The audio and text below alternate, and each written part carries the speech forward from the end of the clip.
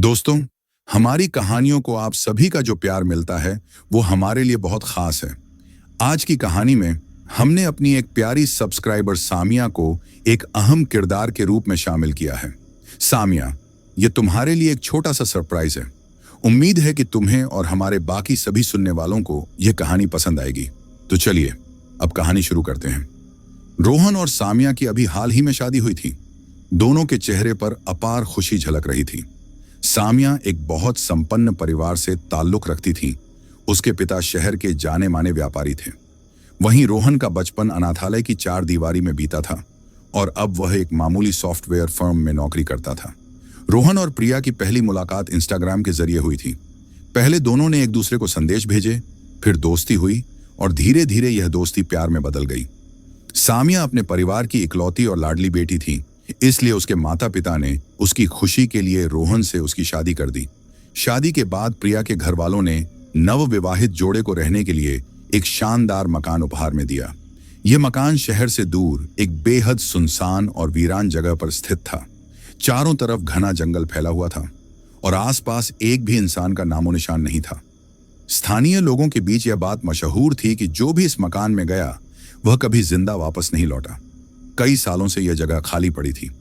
पहले यहां एक छोटा सा परिवार रहता था, एक पति, उसकी पत्नी और उनका इकलौता बेटा। लेकिन एक दिन उस परिवार में अचानक एक सदस्य की रहस्यमय तरीके से मृत्यु हो जाती है। एक दिन अचानक उसके बेटे ने घर में फांसी लगा ली थी। इसके बाद उसकी मां का मानसिक संतुलन बिगड़ गया और वह पागल हो गई। मकान में एक कमरा ऐसा था जो हमेशा ताला लगा रहता था। गांव वालों का मानना था कि उस बंद कमरे में कोई अलौकिक शक्ति या शायद कोई आत्मा निवास करती है। आज तक किसी ने भी उस कमरे में कदम रखने की हिम्मत नहीं दिखाई थी और वह सालों से बंद पड़ा था। पहले इस मकान में रहने वाला मालिक अपने परिवार के साथ यहां खुशी खुशी दिन गुजारता था, लेकिन बेटे की आत्महत्या और पत्नी के पागलपन के बाद उसने इस जगह को छोड़ने का फैसला किया। उसने मकान को बेच दिया और दिल्ली में जाकर बस गया। जिस शख्स को यह मकान बेचा गया वह भी कुछ महीनों बाद अचानक दिल का दौरा पड़ने से मर गया। सालों बाद मकान का मूल मालिक, जो विदेश में जा बसा था, वापस भारत लौटा। उसने इस अभिशप्त मकान को सामिया के परिवार को बेहद सस्ते दामों में बेच दिया, शायद इस बोझ से छुटकारा पाने की चाह में। अब देखना यह है, जब रोहन और सामिया उस घर में रहने के लिए जाएंगे तो उन लोगों के साथ क्या क्या हादसा होगा और क्या सामिया कभी जान पाएंगी उस बंद दरवाजे के पीछे का राज। आइए कहानी की शुरुआत करते हैं। नमस्कार मेरे प्यारे दर्शकों, मैं हूं प्रवीण और आप सुन रहे हैं हॉरर कहानी। सामिया अपना सामान पैक करती है और रोहन भी उसका सामान पैक करने में उसकी मदद करता है। सामिया के हाथ तेजी से चल रहे थे। वह अपनी पसंदीदा साड़ियां और कुछ जरूरी सामान एक बड़े सूटकेस में रख रही थी, जबकि रोहन उसकी किताबें और छोटे मोटे सामान को बैग में व्यवस्थित कर रहा था। सामिया रोहन से कहती है, रोहन जी, अब हम लोग बॉयफ्रेंड गर्लफ्रेंड नहीं हैं, हम लोग पति पत्नी बन गए हैं। उसकी आवाज में एक नई जिम्मेदारी का एहसास था। अब हमारे कंधों पर रिश्तों की जिम्मेदारी है। पापा ने हमें नया घर गिफ्ट में दिया है। मैं नए घर में जाने के लिए बहुत उत्साहित हूं। वह मुस्कुराते हुए खिड़की से बाहर देखने लगी, जैसे नया घर उसकी कल्पनाओं में पहले से ही बस गया हो। रोहन सामिया से कहता है, प्यारी पत्नी जी, अपना सामान जल्दी से पैक करिए, हमें जल्दी निकलना है। उसने हल्के मजाकिया लहजे में कहा, देर से निकलेंगे तो नए घर में पहुंचने से पहले रात हो जाएगी। मैंने मेरा सारा सामान पैक कर लिया है। उसने अपने 2 बैग की ओर इशारा किया जो पहले से ही तैयार रखे थे। कुछ देर बाद गाड़ी हमें लेने आएगी। वह घड़ी की ओर देखते हुए थोड़ा व्यस्त दिख रहा था। सामिया बोली, मेरे प्यारे हस्बैंड जी, आप चिंता मत करिए, मेरा सामान पैक करना हो गया है। उसने सूटकेस बंद किया और एक संतुष्ट मुस्कान के साथ रोहन की ओर देखा। रोहन, तुम सारा सामान गाड़ी में रख देना, मैं पापा से मिलकर आती हूं। वह तेज कदमों से कमरे से बाहर निकली, अपने पिता को अलविदा कहने के लिए। सामिया और रोहन को नए घर में ले जाने के लिए गाड़ी आती है। एक काली एसयूवी उनके घर के बाहर हॉर्न बजाती हुई रुकती है। रोहन सारा सामान गाड़ी में रख देता है। उसने पहले अपने बैग उठाए, फिर सामिया का भारी सूटकेस डिक्की में रखा, यह सुनिश्चित करते हुए कि सब कुछ ठीक से व्यवस्थित है। सामिया अपने पिता के गले मिलकर रोने लगती है। उसकी आंखों से आंसू टपक रहे थे और उसने अपने पिता को कसकर गले लगाया। पापा, आपकी बहुत याद आएंगी, आप माँ का ख्याल रखना। वह थोड़ा रुक कर बोली, पापा, आप फोन करना और अपने सेहत के बारे में जानकारी देना। आई लव यू पापा। फिर उसने अपनी माँ की ओर देखा। माँ, आप भी अपना ख्याल रखना और मेरी याद आने से फोन करना, मैं आपसे मिलने आऊंगी। पापा, अब अपनी बेटी को विदा दीजिए। रोहन और सामिया गाड़ी में बैठ जाते हैं। सामिया के माँ पापा बाहर खड़े होकर आंखों में आंसू लिए उन्हें देखते हैं। उनके चेहरे पर बेटी के जाने का दर्द साफ दिख रहा था। सामिया बोली, मत रो आप दोनों, मैं आप दोनों से मिलने आती रहूंगी, बाय पापा। उसने गाड़ी की खिड़की से हाथ हिलाया और एक हल्की मुस्कान के साथ अपने माता पिता को तसल्ली देने की कोशिश की। रोहन की गाड़ी नई हवेली की तरफ बढ़ने लगती है। सड़क के दोनों ओर पेड़ों की कतारें थीं और हल्की हवा चल रही थी। सामिया मोबाइल में गाना सुनती है, अपने ईयरफोन लगाकर एक रोमांटिक गीत का आनंद ले रही थी और रोहन को प्यार भरी निगाहों से देखने लगती है। उसकी आंखों में नई शादी का उत्साह और पति के लिए स्नेह झलक रहा था। रोहन ने कहता है, अरे पगली, इतना प्यार से मत देखो, गाड़ी चला रहा हूं, रास्ते में किसी का एक्सीडेंट हो जाएगा। उसने हल्के हंसते हुए कहा और स्टीयरिंग पर अपनी पकड़ मजबूत की। सामिया बोली, प्यारे पतिदेव, आप पर बहुत प्यार आ रहा है। उसने अपनी आवाज में शरारत और प्यार मिलाकर कहा, हमारी नई शादी हुई है, नए घर में हम दोनों बहुत सारी मस्ती करेंगे। वह सपनों में खो गई, जैसे नए घर में उनकी जिंदगी पहले से ही शुरू हो चुकी हो। रोहन ने कहा, प्यारी पत्नी जी, इतना खुश मत होइए, नए घर में जाकर घर की साफ सफाई करनी पड़ेगी, नए पर्दे लगाने होंगे, घर को सजाना पड़ेगा। अभी कुछ दिनों तक हम दोनों रोमांस नहीं करेंगे। उसने थोड़ा गंभीर होते हुए कहा, लेकिन उसकी आंखों में हल्की चमक थी, जैसे वह सामिया की प्रतिक्रिया देखना चाहता हो। सामिया दुखी हो जाती है और पति से कहती है, मुझे साफ सफाई करना नहीं आता, मैंने कभी साफ सफाई नहीं की है। उसका चेहरा लटक गया और वह थोड़ा परेशान दिखने लगी, जैसे यह बात उसके लिए कोई बड़ी चुनौती हो। रोहन बोला, आपको किसने कहा साफ सफाई करने के लिए? घर की साफ सफाई मैं करूंगा, तुम बस आराम से देखना। उसने मुस्कुराते हुए सामिया का हाथ थपथपाया, मेरी काम में थोड़ी सी मदद कर देना। उसकी आवाज में प्यार और भरोसा था, जैसे वह अपनी नई पत्नी को हर हाल में खुश रखना चाहता हो। सामिया बोली, आप मेरा कितना ख्याल रखते हो? उसकी आवाज में प्यार और आभार का भाव था और उसने रोहन की ओर देखकर एक हल्की मुस्कान दी। गाड़ी हवेली के सामने रुकती है। हवेली का दृश्य किसी पुरानी किताब के पन्ने जैसा था, वक्त के साथ बहुत पुरानी हो चुकी थी। मुख्य दरवाजे पर धूल की मोटी परत जमी थी, जो हवा के हल्के झोंके से उड़ रही थी। घर की दीवारों पर मकड़ी के जाले लटक रहे थे, जो हवेली को और भी वीरान बना रहे थे।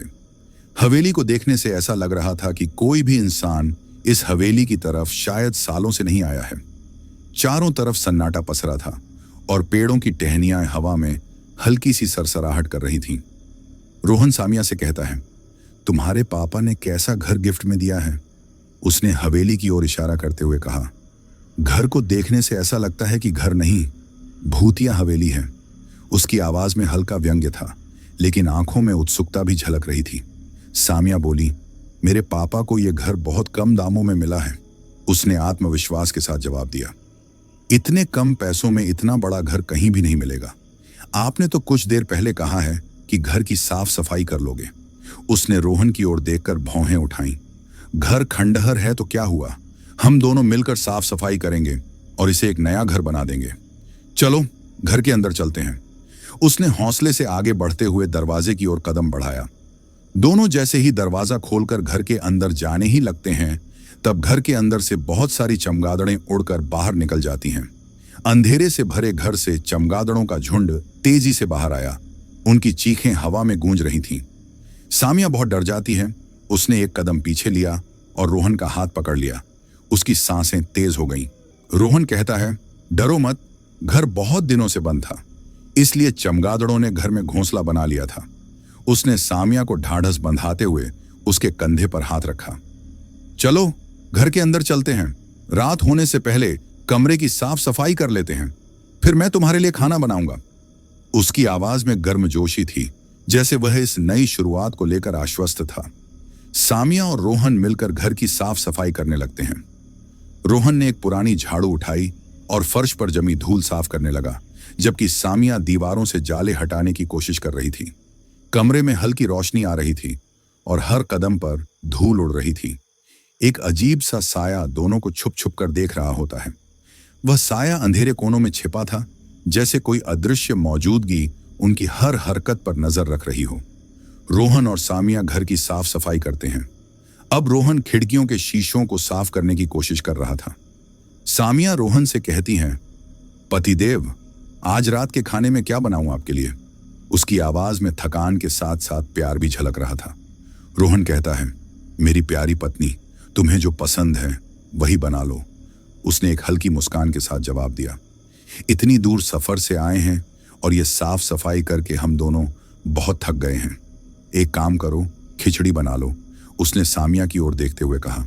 फिर सोचा, कल जब मैं ऑफिस से आऊंगा तो तुम्हारे लिए काम वाली बाई लेकर आऊंगा। उसकी आवाज में थोड़ी राहत थी, जैसे वह इस थकान से निजात पाने की योजना बना रहा हो। सामिया बोली, आप कितने अच्छे हो, मेरा कितना ख्याल रखते हो। उसने रोहन की ओर देखकर आंखों में कृतज्ञता भरी नजरों से कहा। सामिया खाना बनाने के लिए रसोई घर में जाती है। वह धीरे धीरे कदम बढ़ाती हुई रसोई की ओर बढ़ी, जहां पुरानी अलमारियां और धूल से भरे बर्तन उसका इंतजार कर रहे थे। सामिया रसोई घर में जाकर खिचड़ी बनाने की तैयारी करती है। उसने चावल और दाल निकालने की कोशिश की, लेकिन तभी उसे एहसास हुआ कि रसोई घर में गैस सिलेंडर नहीं था। वह अपने पति से कहती है, पतिदेव, रसोई घर में गैस सिलेंडर नहीं है, खाना कैसे बनाऊं? उसकी आवाज में हल्की परेशानी थी। रोहन ने कहा, मेरे बैग में कुछ फल हैं, आम हैं, केले हैं और तुम्हारी माँ ने आज रात खाने के लिए टिफिन पैक कर दिए थे। उसने बैग की ओर इशारा करते हुए कहा। मैं टिफिन के बारे में भूल गया था। उसने सिर खुजलाते हुए हल्की हंसी के साथ स्वीकार किया। मैं कल मार्केट जाऊंगा और घर का जरूरी सामान खरीद के लाऊंगा। उसने सामिया को आश्वस्त करने के लिए एक भरोसेमंद नजर डाली। रोहन साफ सफाई करने के लिए अपने कमरे में जाता है। वह थके कदमों से सीढ़ियां चढ़ता है और जैसे ही कमरा खोलता है, कमरे से अजीब सी बदबू आने लगती है। यह गंध इतनी तेज थी कि उसने नाक पर हाथ रख लिया, जैसे कुछ सड़ रहा हो। घर का सामान सफेद कपड़े से ढका हुआ था, जो धूल और समय के साथ पीला पड़ चुका था। कमरे में बहुत सारे धूल जमे हुए थे, जो हवा में उड़ रहे थे। रोहन सोचता है, मैं अकेले पूरे घर की साफ सफाई नहीं कर सकता, मुझे कुछ मजदूर लोगों को बुलाने होंगे। उसने कमरे की हालत देखकर मन ही मन यह फैसला लिया। रोहन साफ सफाई का काम बंद करके अपनी पत्नी सामिया के पास जाता है। वह वापस नीचे रसोई की ओर बढ़ा, जहां सामिया अभी भी कुछ सामान व्यवस्थित करने की कोशिश कर रही थी। रोहन कहता है, पत्नी जी, मैं काम करते करते थक गया हूं। उसने हॉल में पड़े एक पुराने सोफे पर हाथ रखते हुए कहा। घर बहुत बड़ा है, मैं अकेले अकेले इतने बड़े घर की साफ सफाई नहीं कर सकता। उसकी सांसें भारी थीं और चेहरे पर थकान साफ दिख रही थी। कल ऑफिस जाऊंगा तो कुछ मजदूर लोगों को साथ में ले आऊंगा। हमारा घर शहर से बहुत दूर है, इसलिए मुझे घर लौटते वक्त थोड़ा वक्त लगेगा। उसने खिड़की से बाहर अंधेरे जंगल की ओर देखा। इतने बड़े घर में तुम अकेली रह पाओगी? उसकी आवाज में चिंता थी। सामिया बोली, कोई बात नहीं, मैं अकेले रह सकती हूं। आप ज्यादा चिंता मत करिए, आत्मविश्वास के साथ जवाब दिया। नए घर में आए हैं, घर को सजाने के लिए 2 या 3 दिन लग जाएंगे। वह होल के कोने में रखे सामान की ओर देखते हुए बोली। तभी रोहन कहता है, काम करते करते बहुत भूख लगी है। तुम्हारी माँ ने टिफिन में क्या भेजा है, खोल कर देखो तो। उसने पेट पर हाथ फेरते हुए कहा, और उसकी आंखों में भोजन की उम्मीद चमक उठी। सामिया टिफिन खोलती है। उसने टेबल पर रखे स्टील के टिफिन को खोला, जिसमें दाल, रोटी और सब्जी थी। गर्माहट अब भी बची हुई थी। सामिया, चलो खाना खा लेते हैं। काम करते करते वक्त का पता ही नहीं चला, रात बहुत हो चुकी है। उसने घड़ी की ओर देखा। आज रात को होल घर में सोना पड़ेगा। कल मजदूर आएंगे, कमरे की अच्छे से साफ सफाई करेंगे। कल से हम लोग अपने कमरे में सोएंगे। उसने फर्श पर एक चादर बिछाई और खाना परोसने लगी। सामिया और रोहन दोनों होल घर में सो जाते हैं। उन्होंने चादर पर तकिए रखे और थकान से चूर होकर लेट गए। रात के 12 बजे सामिया की नींद अचानक खुल जाती है। बाहर हवा की सरसराहट के बीच उसे कुछ और सुनाई दिया। सामिया को किसी के चलने की आवाज सुनाई देने लगती है, हल्की लेकिन साफ कदमों की थपक।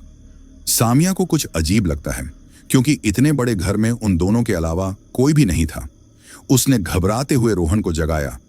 रोहन, उठो, हमारे घर में कोई चोर घुस आया है। उसकी आवाज कांप रही थी। रोहन ने कहा, सोने दो ना, बहुत थक गया हूं, कल सुबह ऑफिस भी जाना है, तुम भी सो जाओ। उसने नींद में बड़बड़ाते हुए करवट बदली और फिर सो गया। सामिया को बहुत अजीब सी बेचैनी होने लगती है। उसका दिल तेजी से धड़क रहा था। उसे कुछ समझ नहीं आ रहा था कि क्या हो रहा है। धीरे धीरे चलने की आवाज नजदीक आने लगती है। अब वह साफ सुनाई दे रही थी, जैसे कोई पास आ रहा हो। सामिया को थोड़ा डर लगने लगता है। उसने कांपते हाथों से मोबाइल का टॉर्च जलाकर सामने देखा। रोशनी हॉल के कोनों तक गई, लेकिन सामने कोई भी नहीं था, सिर्फ खालीपन। कुछ देर बाद फिर से किसी के चलने की आवाज सुनाई देने लगती है। इस बार उसे लगा कि आवाज उस बंद कमरे से आ रही थी जो सालों से बंद था। सामिया उस आवाज का पीछा करने लगती है। वह धीरे धीरे उठी, टॉर्च की रोशनी को आगे बढ़ाते हुए उस रहस्यमयी कमरे की ओर बढ़ने लगी। सामिया चलते चलते उस मनहूस कमरे के बाहर पहुंच जाती है। उसके कदम धीरे धीरे आगे बढ़ रहे थे और टॉर्च की कांपती रोशनी कमरे के दरवाजे पर पड़ रही थी। उस बंद दरवाजे के पीछे से किसी के रोने की आवाज सुनाई देने लगती है। हल्की दबी हुई सिसकियां जो रात के सन्नाटे में और भी भयावह लग रही थीं। सामिया बहुत डर जाती है, क्योंकि घर के बाहर बहुत बड़ा ताला लगा हुआ था जो जंग खा चुका था। तो फिर बंद कमरे में कौन रो रहा है? डर के मारे सामिया के पसीने छूटने लगते हैं। उसकी हथेलियां ठंडी हो गई थीं और सांसें तेज चल रही थीं। सामिया आवाज देती है, कौन है कमरे में? कौन रो रहा है? उसकी आवाज कांप रही थी। अचानक आवाज आना बंद हो जाता है और चारों तरफ फिर से मृत सन्नाटा छा जाता है। कमरे के बाहर एक पुराना धूल से भरा आईना लगा हुआ था, जिसके किनारे टूटे हुए थे। सामिया को आईने में अचानक किसी औरत का साया दिखाई देने लगता है। एक धुंधली सफेद आकृति जिसके लंबे बाल हवा में लहरा रहे थे। सामिया बहुत जोर से चीखती है, कौन हो तुम? उसकी चीख हॉल में गूंज उठती है। परछाई अचानक कहीं गायब हो जाती है, जैसे हवा में घुल गई हो। तभी किसी ने पीछे से सामिया के कंधे पर हाथ रखता है। सामिया डर के मारे पसीने से भीग जाती है। उसका दिल जोर जोर से धड़कने लगा। भगवान का नाम लेते हुए जैसे ही वह पीछे मुड़ती है, देखती है कि सामने पतिदेव रोहन खड़ा है। उसकी आंखों में नींद और चिंता मिश्रित थी। सामिया चैन की सांस लेती है और अपने पति से कहती है, मैं बहुत डर गई थी। मुझे ये घर बहुत अजीब लग रहा है। अभी मुझे आईने में किसी की परछाई दिखी है। रोहन, मुझे बहुत डर लग रहा है। उसकी आवाज में भय और असहायता साफ झलक रही थी। सामिया, क्या बोल रही हो तुम? तुमने कोई डरावना सपना देखा है? उसने शांत स्वर में कहा, जैसे उसे यकीन न हो रहा हो। भूत प्रेत, चुड़ैल, ये सब मन का वहम है। मैं कमरे में सो रहा था, अचानक तुम्हारे चीखने से मेरी नींद खुल गई है। उसने अपने बालों को सहलाते हुए कहा। सामिया, तुम यहां क्या करने आई थी? नई जगह है, इसीलिए शायद तुम्हें अजीब अजीब आवाजें सुनाई दे रही हैं।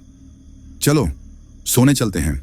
उसने सामिया का हाथ पकड़कर उसे वापस ले जाने की कोशिश की। मुझे बहुत डर लग रहा है रोहन, ये घर बहुत अजीब है। उसने रोहन की ओर देखते हुए कहा, पापा ने ये घर खरीद कर कोई गलती तो नहीं की? मेरी नींद पूरी तरह से उड़ चुकी है। उसने उस बंद दरवाजे की ओर इशारा किया। उस बंद दरवाजे के पीछे कौन रो रही थी? उसकी आंखों में सवाल और डर दोनों थे। रोहन कहता है, मेरी प्यारी पत्नी जी, डरो मत, मैं हूं ना। उसने सामिया के कंधे पर हाथ रखते हुए ढाढ़स बंधाया। चलो सोने चलते हैं, कल ड्यूटी भी जाना पड़ेगा। दोनों सोने चले जाते हैं। रोहन हॉल में चादर पर लेट गया और जल्दी ही सो गया, लेकिन सामिया को नींद नहीं आ रही थी। सामिया उस परछाई के बारे में सोच रही थी। कौन थी वह? और उस बंद कमरे में किसके चलने की आवाज आ रही थी? उसका दिमाग सवालों से भरा था। सामिया सोचते सोचते कब उसकी आंख लग जाती है, उसे पता नहीं चलता। इधर सुबह हो चुकी थी। खिड़की से सुबह की पहली किरण अंदर आ रही थी। सामिया, उठो, ऑफिस के लिए देरी हो जाएगी। उसने सुबह की हल्की रोशनी में सामिया को हल्के से कंधे पर हाथ रखकर जगाया। उसकी आवाज में जल्दबाजी थी। सोने दो ना, कल रात देर से सोई हूं। उसने नींद में बड़बड़ाते हुए तकिए में मुंह छिपा लिया। तुम जाकर ऑफिस के लिए तैयार हो जाओ और ऑफिस जाते समय मुझे जगा देना। उसकी आवाज थकी हुई थी और वह फिर से सोने की कोशिश करने लगी। रोहन ने कहा, ठीक है, तुम सो जाओ। उसने हल्की मुस्कान के साथ कहा, मैं चाय नाश्ता ऑफिस में कर लूंगा और तुम्हारे लिए खाने का सामान भेज दूंगा। उसने अपने जूते पहनते हुए सामिया की ओर देखा और फिर तैयार होने के लिए बाथरूम की ओर चला गया। रोहन ऑफिस के लिए निकलता है और सामिया को जगाता है। पत्नी जी, उठिए, अभी तो हमें घर के बाहर तक छोड़ने आइए, उसने सामिया का कंबल हल्के से खींचते हुए कहा। मैं आते समय तुम्हारे लिए नौकरानी और घर की साफ सफाई करने के लिए कुछ मजदूर साथ में लेकर आऊंगा। अभी मैं चलता हूं, अपना ख्याल रखना और अकेले में कहीं मत जाना। ओके। उसने बैग कंधे पर लटकाते हुए सामिया को प्यार भरी नजर से देखा। ओके बाबा, चलिए, घर जल्दी आइएगा, मैं आपका इंतजार करूंगी, उसने बिस्तर से उठते हुए कहा। मैं अकेली कहीं नहीं जाऊंगी, आप फोन करिएगा, उसने रोहन की ओर देखते हुए अपनी बात आगे बढ़ाई। और घर में गैस सिलेंडर नहीं है, किसी को सिलेंडर देकर भेज दीजिएगा, और घर में खाने का सामान भी लेकर आइएगा। जल्दी जाइए, आपको ऑन ऑफिस के लिए देर हो जाएगा, उसने रोहन को दरवाजे तक छोड़ते हुए जल्दबाजी में यह सब कहा। रोहन ऑफिस चला जाता है। वह अपनी पुरानी बाइक पर सवार होकर जंगल के बीच से गुजरती पतली सड़क पर निकल पड़ता है। इधर सामिया घर में अकेली होती है। सुबह का सन्नाटा घर को और खाली बना रहा था। सामिया को अकेले में डर लगने लगता है, इसलिए कुछ देर के लिए घर के बाहर टहलने निकल जाती है। वह धीरे धीरे दरवाजे से बाहर कदम रखती है और चारों तरफ नजर दौड़ाती है। घर के बाहर जाकर देखती है, चारों तरफ एक अजीब सन्नाटा था। हवा में पेड़ों की सरसराहट के अलावा कोई आवाज नहीं थी। कोई भी इंसान दिखाई नहीं दे रहा था। घर जंगल के बीचों बीच था। चारों ओर घने पेड़ और ऊंची झाड़ियां थीं, जो घर को और भी अलग थलग बना रही थीं। सामिया घर के अंदर चली जाती है। वह तेज कदमों से वापस हॉल में लौट आई और दरवाजा बंद कर लिया। सामिया को फिर से किसी के चलने की आवाज सुनाई देने लगती है। यह आवाज हल्की थी, जैसे कोई नंगे पांव धीरे धीरे चल रहा हो। सामिया घर के अंदर चली जाती है और उस चलने की आवाज का पीछा करने लगती है। वह धीरे धीरे हॉल से आगे बढ़ी। उसके कदम फर्श पर हल्की थपक पैदा कर रहे थे। सामिया थोड़ी डरी हुई थी। उसकी सांसें तेज थीं और हाथ कांप रहे थे। सामिया आवाज देती है, कौन है, कौन चल रहा है? सामने आओ, तुम मुझसे क्यों छुप रही हो? कौन हो तुम? उसकी आवाज गूंजती हुई घर के कोनों तक पहुंची। चलने की आवाज आना बंद हो जाता है और चारों तरफ फिर से सन्नाटा छा जाता है। सामिया घर को अच्छे से देखती है। उसकी नजर हर कोने पर गई। घर बहुत अजीब लगता है। पूरे घर में बहुत बड़े बड़े शीशे लगे हुए थे, जिनमें धूल जमी थी और कुछ के किनारे टूटे हुए थे। सामिया सोचती है, घर में इतने सारे शीशे क्यों लगाए गए हैं? उसका दिमाग सवालों से भर गया। सामिया शीशे के सामने जाती है और खुद को शीशे में देखने लगती है। वह एक बड़े पुराने शीशे के पास रुकी, जो हॉल के बीचों बीच था। शीशे में अपना चेहरा देख ही रही होती है कि अचानक सामिया के पीछे से एक काला साया दिखाई देने लगता है। एक धुंधली आकृति जो हल्के से हिल रही थी। सामिया बहुत डर जाती है और जैसे ही पीछे मुड़कर देखती है, साया कहीं गायब हो जाता है। उसकी सांसें रुक सी गईं और दिल जोर जोर से धड़कने लगा। सामिया को बहुत डर लगने लगता है। आज से पहले सामिया कभी भी घर पर अकेली नहीं रही है। मायके में हमेशा माँ बाबा के साथ रहते रहते उसे आज अकेले रहने में थोड़ी परेशानी हो रही थी। सामिया को माँ बाबा की याद आने लगती है। उसकी आंखें नम हो गईं। सामिया अपने माँ को फोन करती है, लेकिन यह क्या? सामिया के मोबाइल में सिग्नल ही नहीं आ रहा था। उसने बार बार फोन ट्राई किया। स्क्रीन पर नेटवर्क की लाइनें खाली रहीं, फिर भी फोन नहीं लगता। सामिया मोबाइल में अपने माँ पापा का फोटो निकाल कर देखती और रोती है। उसने एक पुरानी फैमिली फोटो खोली, जिसमें वह माँ पापा के साथ हंस रही थी। पापा, आपकी बहुत याद आ रही है, उसकी आवाज भर्रा गई। पापा, मुझे अकेले रहने में बिल्कुल अच्छा नहीं लग रहा है। तभी अचानक से आईने में एक परछाई दिखाई देने लगती है। ये वही काला साया था जो पहले दिखा था। सामिया जैसे ही उस परछाई की तरफ देखती है, वह परछाई अचानक से कहीं गायब हो जाती है। सामिया सोचती है, ये क्या अजीब सा हो रहा है मेरे साथ? मेरा बहम है या घर पर कोई और भी है? मुझे कुछ समझ नहीं आ रहा है, मैं क्या करूं? वह परेशान होकर अपने हाथ मलने लगी। कुछ देर घर के बाहर ही टहल लेती हूं। उसने दरवाजा खोला और बाहर कदम रखने ही वाली थी। तभी रोहन कुछ मजदूर लोगों के साथ आ जाता है और साथ में एक काम वाली बाई भी लेकर आता है। मजदूरों के हाथों में झाड़ू और बाल्टियां थीं और बाई के पास एक थैला था। सामिया बहुत खुश हो जाती है और दौड़ती हुई रोहन को गले लगा लेती है। उसने रोहन को इतनी जोर से गले लगाया कि उसकी सांसें थम सी गईं। रोहन, तुम आ गए, मैं तुम्हारा कब से इंतजार कर रही थी। रोहन, इस घर में बहुत अजीब हो रहा है मेरे साथ। मुझे कुछ समझ नहीं आ रहा है, मैं क्या करूं? उसकी आवाज में राहत और डर दोनों थे। रोहन सामिया से कहता है, पत्नी जी, इस विषय में बाद में बात करेंगे। अभी चलो घर की साफ सफाई करा लेते हैं, और तुम्हारे लिए मैं काम वाली बाई भी साथ लेकर आया हूं। उसने गाड़ी की ओर इशारा करते हुए कहा। गाड़ी में घर के खाने पीने का सारा सामान मैं लेकर आया हूं। तुम मजदूर लोगों को कहकर किचन में रखवा दो। उसकी आवाज में जल्दबाजी थी और वह मजदूरों को निर्देश देने में व्यस्त हो गया। सामिया को कुछ बोलने का मौका ही नहीं मिलता है। वह चुपचाप घर के अंदर चली जाती है। उसके कदम धीरे धीरे हॉल की ओर बढ़े और वह सोचती है, मेरा रोहन तो पहले ऐसा नहीं था। शादी के बाद बहुत बदल गया। मेरा रोहन मेरी कोई भी बात नहीं सुनता। उसका मन उदास हो गया और वह खिड़की के पास खड़ी होकर बाहर जंगल को देखने लगी। मजदूर लोग घर की साफ सफाई करने लगते हैं। घर में बहुत गंदगी फैली हुई थी। फर्श पर धूल की मोटी परत, कोनों में मकड़ी के जाले और हवा में उड़ती धूल। मजदूर लोग रोहन से कहते हैं, साहब, घर तो बहुत पुराना लग रहा है। आपने यह घर क्यों खरीदा है? एक मजदूर ने झाड़ू हाथ में लिए हुए सवाल किया। उसकी नजर घर की जर्जर दीवारों पर थी। रोहन मजदूर लोगों से कहता है, मैंने यह घर नहीं खरीदा, मेरे ससुर ने गिफ्ट में दिया है। उसने थोड़े गंभीर लहजे में जवाब दिया, तुम लोग इतना सवाल मत पूछो, जल्दी जल्दी साफ सफाई करो, आज यह काम खत्म करना होगा। उसने घड़ी देखते हुए कहा, तुम लोग आज रात हमारे घर पर ही रुक जाना, कल सुबह होते ही तुम लोग चले जाना। मजदूर लोग घर की साफ सफाई करने लगते हैं। वे झाड़ू, बाल्टियां और कपड़े लेकर अलग अलग कमरों में फैल गए। साफ सफाई करते करते उन्हें कुछ अजीब अजीब चीजें भी मिलती हैं। पुरानी टूटी मूर्तियां, फटे हुए कपड़े और कुछ अजीब निशान। एक मजदूर को एक तांत्रिक की किताब मिलती है। वह किताब पुरानी थी, उसके पन्ने पीले पड़ चुके थे और कवर पर अजीब से चिन्ह बने थे। मजदूर रोहन को बुलाता है, साहब ये देखो, क्या जादू टोना की किताब मिली है? इसका क्या करूं? उसने किताब को हाथ में उठाकर रोहन की ओर बढ़ाया। रोहन बोलता है, घर के बाहर कचरे के डिब्बे में फेंक दो।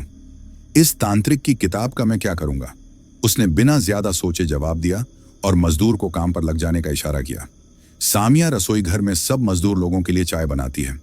उसने एक पुराने स्टोव पर पानी चढ़ाया और चाय पत्ती डालकर उसे उबलने दिया। चाय बनाकर हॉल घर में आती है। वह एक ट्रे में चाय के कप लिए हुए थी और सबको चाय देती है और कहती है, आप सब लोग चाय पी लीजिए, काम बाद में करिएगा। उसने मुस्कुराते हुए सबके सामने कप रखे। सब लोग चाय पीने लगते हैं। मजदूर लोग थकान मिटाने के लिए चाय की चुस्कियां ले रहे थे। तभी सामिया रोहन के पास जाती है और कहती है, रोहन, ये घर बहुत अजीब सा है। मैंने आईने में किसी की परछाई देखी है और मुझे किसी के चलने की आवाज भी सुनाई देती है।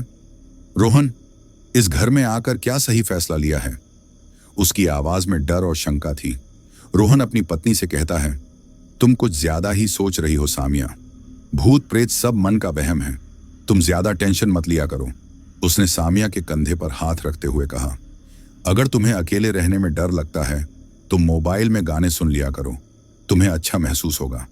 आज से तो काम वाली बाई तुम्हारे साथ ही रहेगी। तुम डरो मत, सब कुछ अच्छा ही होगा। हम जिंदगी की एक नई शुरुआत करने वाले हैं। हमारी नई नई शादी हुई है तो हमारे भविष्य के बारे में चिंता करो। तुम फालतू की टेंशन मत लिया करो सामिया।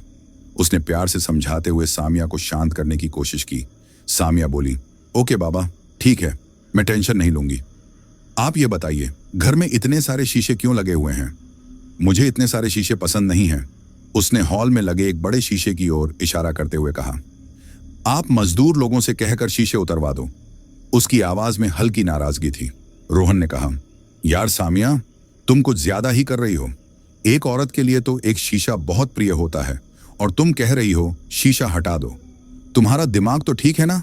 उसने हंसते हुए कहा, लेकिन फिर सामिया की ओर देखकर गंभीर हुआ। ओके, ठीक है, मैं मजदूर लोगों को कहकर शीशा हटवा दूंगा। रोहन मजदूर लोगों को बुलाता है और कहता है, इस दीवार में जितने सारे शीशे हैं सब हटवा दो। उसने दीवार की ओर हाथ बढ़ाकर मजदूरों को निर्देश दिया। मजदूर लोग शीशा हटाने की कोशिश करते हैं। वे हथौड़े और छेनी लेकर दीवार पर लगे शीशों को उतारने की कोशिश करते हैं, पर शीशा तो दीवार से उतर ही नहीं रहा था। ऐसा लग रहा था जैसे शीशे दीवार में जड़े हुए हों। मजदूर लोग रोहन से कहते हैं, साहब, ये शीशा तो दीवार से उतर ही नहीं रहा है, बहुत मजबूत से लगाई गई है, ये शीशा उतारना बहुत मुश्किल है। एक मजदूर ने पसीना पोंछते हुए कहा। रोहन मजदूर लोगों से कहता है, घर में जितने भी शीशे हैं सब सफेद कपड़े से ढक के रखो। मजदूर लोग पुराने सफेद चादरें लाते हैं और घर के सारे शीशे कपड़े से ढक देते हैं। शीशों पर चादरें लटक रही थीं, जिससे घर का माहौल और रहस्यमयी लगने लगा। मजदूर लोग वहीं बंद कमरे में जाते हैं जो सालों से बंद था। कमरे का दरवाजा लकड़ी का था, जो जंग खाए तालों से जकड़ा हुआ था। मजदूर लोग रोहन से कहते हैं, साहब इस कमरे में बड़े बड़े ताले लगे हुए हैं, इसलिए कमरे को कैसे साफ करूं? एक मजदूर ने ताले को छू कर देखते हुए पूछा।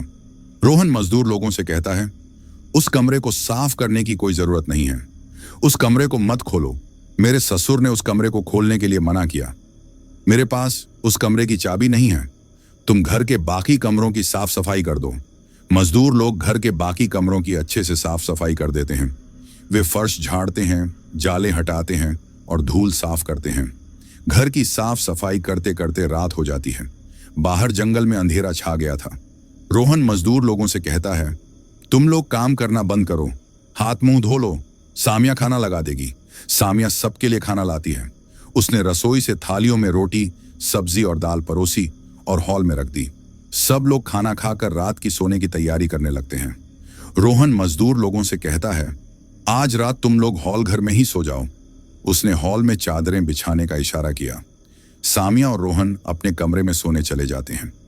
वे एक छोटे से कमरे में गए, जहां एक पुराना पलंग और साफ की हुई चादरें थीं। जैसे ही रात के 12 बजते हैं, फिर से किसी की चलने की आवाज आने लगती है। यह आवाज हल्की थी, जैसे कोई नंगे पांव धीरे धीरे चल रहा हो। हॉल घर में सोए हुए एक मजदूर की आंख खुल जाती है और वह उस आवाज का पीछा करने लगता है। वह धीरे से उठा और अंधेरे में कदम बढ़ाने लगा।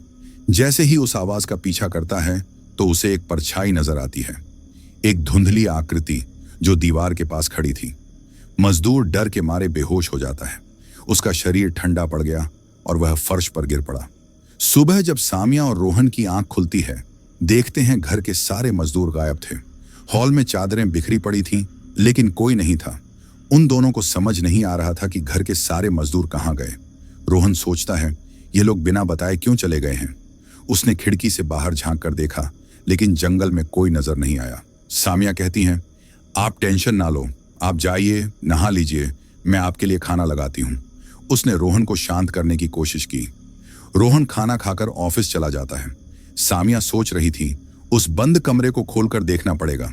उस बंद कमरे से किसकी चलने की आवाज आती है, इस रात से पर्दा उठाना पड़ेगा। सामिया उस बंद कमरे की तरफ जाती है।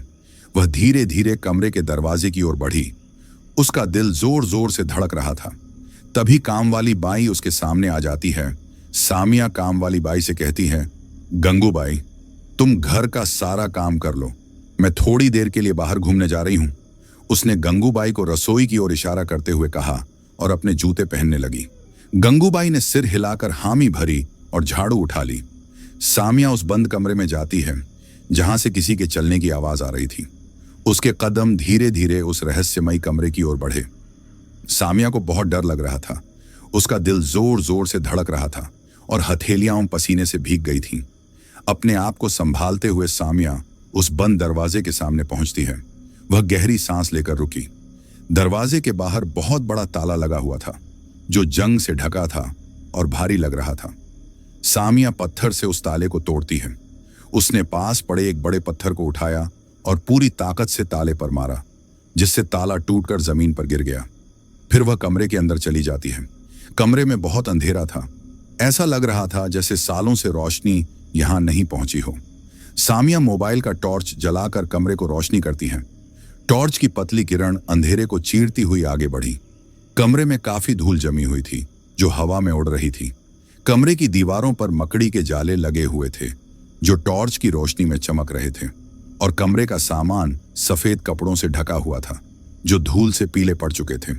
सामिया सोचती है, कमरे में कोई नहीं है तो रात को कमरे से किसके चलने की आवाज आने लगती है। उसका दिमाग सवालों से भर गया। तभी सामिया की नजर दीवार पर टंगी हुई तस्वीर पर पड़ती है। तस्वीर पुरानी थी, लेकिन उसमें रंग अभी भी बरकरार थे। तस्वीर में एक बहुत खूबसूरत लड़की थी। लड़की इतनी खूबसूरत थी कि कोई पहली नजर में पहली बार देख ले तो पहला प्यार हो जाए। उसके लंबे काले बाल हवा में लहरा रहे थे और चेहरा चांदनी की तरह चमक रहा था। लड़की की आंखें बहुत नशीली थीं, गहरी और रहस्यमयी, जैसे किसी को अपने जादू में बांध लें। तस्वीर के नीचे नाम भी लिखा हुआ था, मोहिनी। वह बंद कमरा मोहिनी का था। सामिया को उस कमरे की दीवारों में कुछ दिखाई देता है। उसने टॉर्च की रोशनी दीवारों पर घुमाई, जहां कुछ धुंधले निशान थे। सामिया कमरे की सारी सफेद कपड़ों को हटा देती है। उसने एक एक करके कपड़े खींचे और धूल का गुबार हवा में फैल गया। ये क्या? उस कमरे में भी आईने लगे हुए थे। हर कोने में बड़े बड़े शीशे दीवारों में लगे थे, जिनमें धूल जमी थी। सामिया आईने की तरफ जाती है और खुद का चेहरा देखने लगती है। तभी उसे ऐसा एहसास होता है कि कमरे में कोई है। सामिया का दिल जोर से धड़कने लगा और उसे लगा जैसे कोई उसकी सांसों के पास खड़ा हो। सामिया पीछे मुड़कर देखती है, लेकिन वहां कोई भी नहीं होता है। कमरे में सिर्फ धूल और सन्नाटा था और टॉर्च की रोशनी दीवारों पर कांप रही थी। सामिया फिर से आईने की तरफ देखती है और थोड़ी डर जाती है, क्योंकि थोड़ी देर के लिए ऐसा लगा था कि मोहिनी आईने में खड़ी हो। उसने शीशे में एक पल के लिए एक धुंधली आकृति देखी, लंबे बाल और नशीली आंखें। सामिया सोचने लगती है, ये मेरा वहम है। मोहिनी तो तस्वीर में है, आईने में कैसे आ सकती है? उसने खुद को समझाने की कोशिश की और गहरी सांस ली। सामिया उस कमरे की तलाशी करती है। वह धीरे धीरे आगे बढ़ी और सफेद कपड़ों को हटाकर सामान देखने लगी। तभी उसे सोने का पायल मिलता है। पायल पुरानी थी, लेकिन उसकी चमक अभी भी बरकरार थी और उसमें छोटे छोटे घुंघरू लगे थे। सामिया पायल लेकर कमरे के बाहर चली जाती है और दरवाजा बंद कर देती है। उसने दरवाजे को धक्का देकर बंद किया और टूटा हुआ ताला जमीन पर पड़ा रहा। मोहिनी तस्वीर से निकलकर आईने में आ जाती है। तस्वीर में उसकी आकृति धुंधली हो गई और वह कमरे के एक आईने में प्रकट हुई। फिर वह एक आईने से दूसरे आईने में सामिया के पीछे पीछे जाने लगती है। उसकी परछाई शीशों में हल्के से कांप रही थी, जैसे कोई अदृश्य शक्ति उसे खींच रही हो। सामिया को इस बात का एहसास नहीं होता है। वह पायल को हाथ में लिए हुए अनजाने में आगे बढ़ रही थी और उसके कदमों की आवाज हॉल की ओर गूंज रही थी। सामिया हॉल घर की तरफ आती है।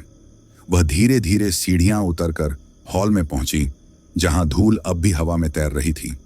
मोहिनी एक आईने से दूसरे आईने तक आते आते बीच में रुक जाती है, क्योंकि हॉल घर में जितने आईने लगे हुए थे, रोहन ने सभी आईनों पर सफेद पर्दों से ढक रखा था।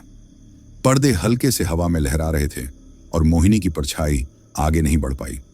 वह एक आखिरी शीशे में ठहर गई, जो आधा ढका था। मोहिनी की आत्मा आईने से सामिया पर नजर रखती है। उसकी धुंधली आंखें शीशे के पीछे से सामिया को देख रही थीं, जैसे कोई अनकहा राज उसकी प्रतीक्षा कर रहा हो। एक दिन की बात है, जब घर पर रोहन नहीं रहता है। सामिया अकेली अकेली घर का काम कर रही थी। वह रसोई में बर्तन साफ कर रही थी और बाहर हल्की हवा चल रही थी। तभी अचानक हवाएं तेज होने लगती हैं। पेड़ों की टहनियां जोर जोर से हिलने लगी और कमरे की खिड़कियां और दरवाजे एक दूसरे से टकराने लगते हैं। खटखट की आवाज पूरे घर में गूंज रही थी। तभी जोरदार हवा की वजह से हॉल घर के कमरे में आईनों पर लगे हुए कपड़े हट जाते हैं।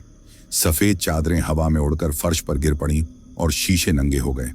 तभी मोहिनी एक आईने से दूसरे आईने ऐसा करते करते हॉल घर पहुंच जाती है।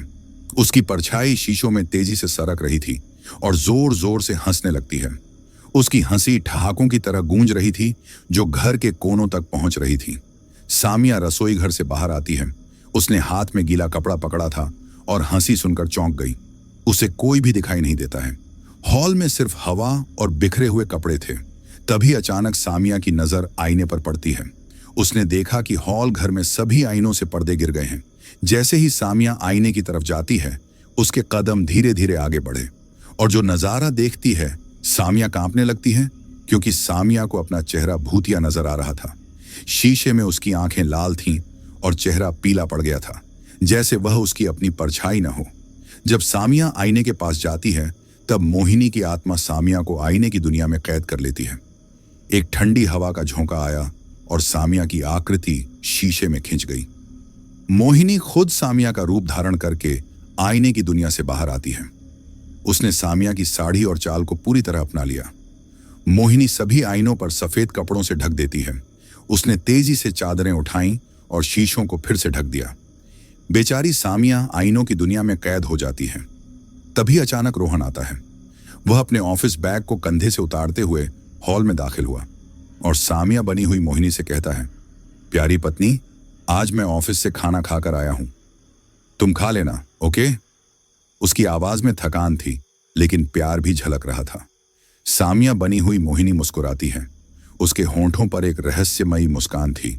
उसे एक नई दुनिया मिल चुकी थी। मोहिनी रोहन को अपनी बाहों में भर लेती है। उसने रोहन को इतनी गर्मजोशी से गले लगाया कि रोहन थोड़ा चौंक गया। रोहन सामिया बनी हुई मोहिनी से कहता है, क्या बात है प्यारी पत्नी जी, आज आप कुछ ज्यादा ही रोमांटिक हो रही हैं।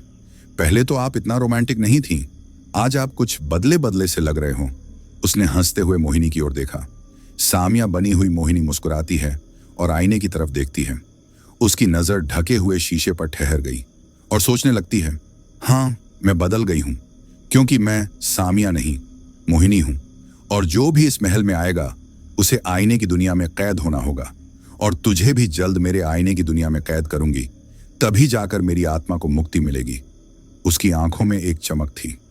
सामिया बनी हुई मोहिनी को रोहन कहता है, प्यारी पत्नी जी, कहाँ खो गई हो आप, और आप क्यों मुस्कुरा रही हो? उसने मोहिनी का हाथ पकड़ते हुए पूछा। मोहिनी कहती है, आपके बारे में सोच रही हूं, इसलिए मुस्कुरा रही हूं। उसने अपनी आवाज को मधुर बनाते हुए जवाब दिया। रोहन और मोहिनी दोनों प्यार भरी बातें करने लगते हैं। वे हॉल में सोफे पर बैठ गए और रोहन ने दिन भर की बातें शुरू कर दी। दोस्तों, क्या रोहन कभी जान पाएगा कि सामिया आईने की दुनिया में कैद हो चुकी है? कब तक वह मोहिनी की सच्चाई से अनजान रहेगा? रहस्य गहराता जा रहा है और हर पल नई अनहोनी की आहट महसूस हो रही है। अगर आप भी इस कहानी में डूब चुके हैं तो आपसे गुजारिश है कि आप अभी तक हमारे चैनल को सब्सक्राइब नहीं किए हैं तो जरूर सब्सक्राइब करें, और हाँ, हमें इंस्टाग्राम पे फॉलो करना न भूलें। लिंक डिस्क्रिप्शन में दिया गया है। तो अब बिना देर किए आगे बढ़ते हैं कहानी की ओर। सामिया आईने की दुनिया में कैद हो चुकी थी। वह शीशे के अंदर से बाहर निकलने की कोशिश कर रही थी। अपने हाथों से शीशे को धक्का दे रही थी, चीख रही थी, पर निकल नहीं पाई। शीशे की ठंडी सतह उसके हाथों को छू रही थी, लेकिन वह उस पार नहीं जा सकी। तभी सामिया आईने से बाहर देखती है। उसने देखा कि मोहिनी रोहन को अपनी बाहों में गले से लगा रही थी, उसे प्यार कर रही थी, उसके गालों को सहला रही थी और मुस्कुरा रही थी। ये सब देखकर सामिया आईने के अंदर से बहुत रो रही थी। उसकी आंखों से आंसू शीशे पर टपक रहे थे और उसकी सिसकियां अंदर ही दबकर रह गईं। और आईने के बाहर मोहिनी रोहन को अपने प्यार के जाल में फंसा रही थी। उसकी हर मुस्कान और हर छुअन एक जाल की तरह थी। तभी रोहन सामिया बनी हुई मोहिनी से कहता है, बस भी करो, और कितना प्यार करोगी? उसने हल्के हंसते हुए मोहिनी की बाहें छुड़ाने की कोशिश की। मोहिनी सोचती है, सालों से मैं प्यार के लिए तरस रही थी, अब तुझे मैं ऐसे अपने प्यार के जाल में फंसाऊंगी कि कभी निकल नहीं पाएगा। वह मन ही मन सोच रही थी। मोहिनी को सोचता देख रोहन चिल्लाकर कहता है, हेलो, कहाँ खो गई हो? उसने मोहिनी के कंधे पर हाथ रखकर उसे कहा, रात बहुत हो चुकी है, चलो सोने चलते हैं। तभी मोहिनी कहती है, आप अपने कमरे में जाइए, मुझे कुछ जरूरी काम है। उसने रोहन को प्यार भरी नजरों से देखा और उसे जाने का इशारा किया। रोहन अपने कमरे में चला जाता है। वह थके कदमों से सीढ़ियां चढ़ा और अपने बिस्तर पर लेट गया। मोहिनी आईने के पास आती है। वह धीरे धीरे उस शीशे के सामने रुकी जिसमें सामिया कैद थी और जोर जोर से हंसने लगती है। उसकी हंसी ठाकों की तरह गूंज रही थी। सामिया की तरफ देखकर बोलती है, आईने की दुनिया में कैद होकर कैसा लग रहा है तुम्हें? उसकी आवाज में क्रूरता थी।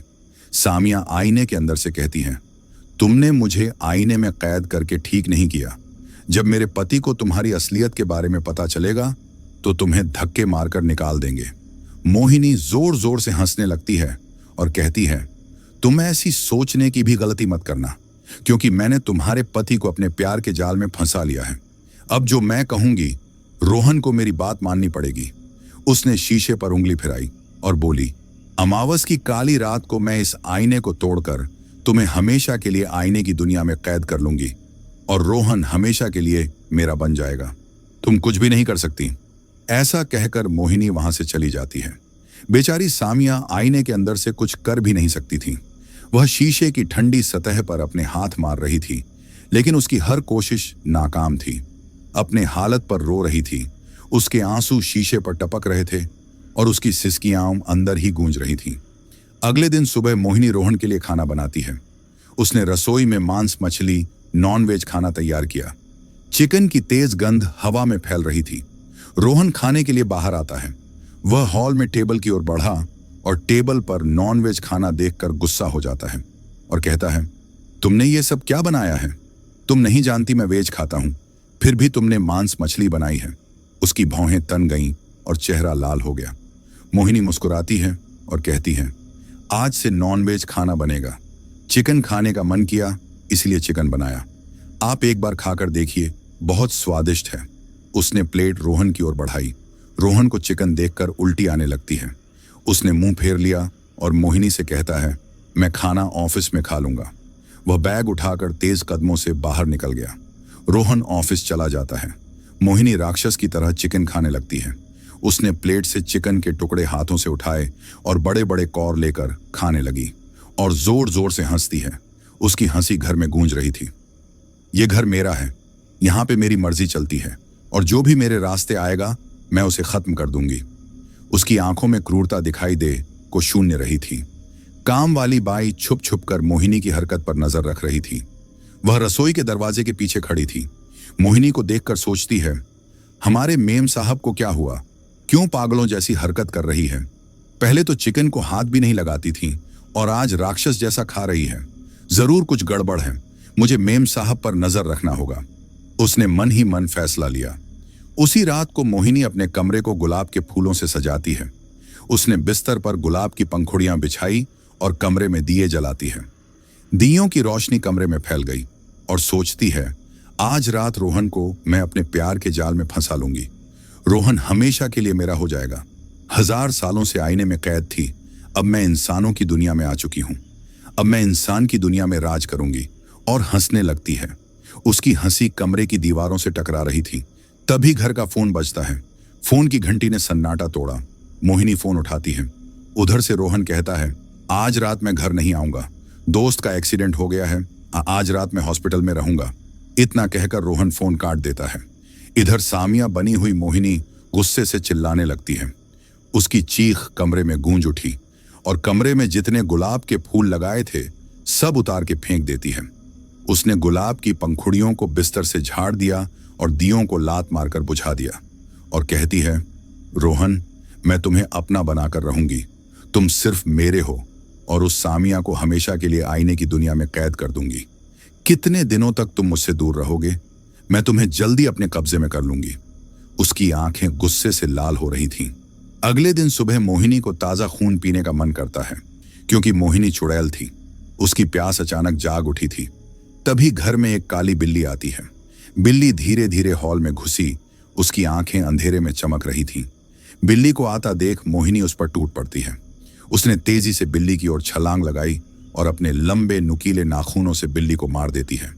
बिल्ली की चीख हवा में गूंज गई और बिल्ली का खून पीने लगती है।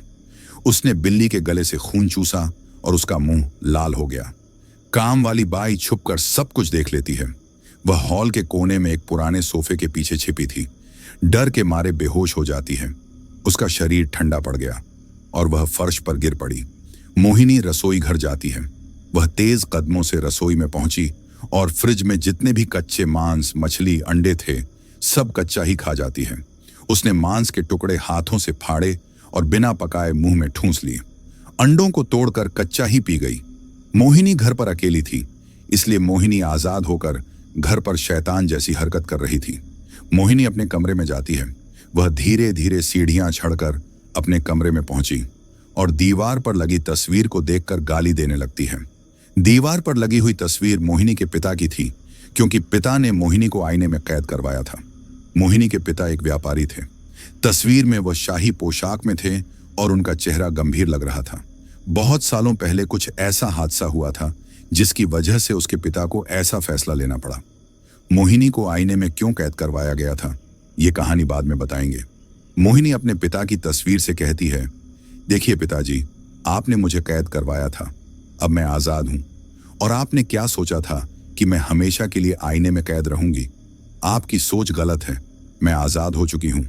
अब मैं इंसान की दुनिया में राज करूंगी। तभी रोहन आता है। वह अपने ऑफिस बैग को कंधे से उतारते हुए हॉल में दाखिल हुआ और अपनी पत्नी सामिया को आवाज लगाता है। उसकी आवाज घर में गूंज उठी, सामिया, मैं आ गया। वह अपने जूते उतारते हुए आगे बढ़ा। रोहन देखता है घर पर एक काली बिल्ली मरी हुई है। बिल्ली का शरीर फर्श पर पड़ा था, उसका खून चारों ओर फैला हुआ था और काम वाली बाई जमीन पर बेहोश पड़ी है। रोहन काम वाली बाई के चेहरे पर पानी छिड़कता है। उसने पास की बाल्टी से पानी लिया और गंगूबाई के माथे पर डाला और उसे जगाने की कोशिश करता है।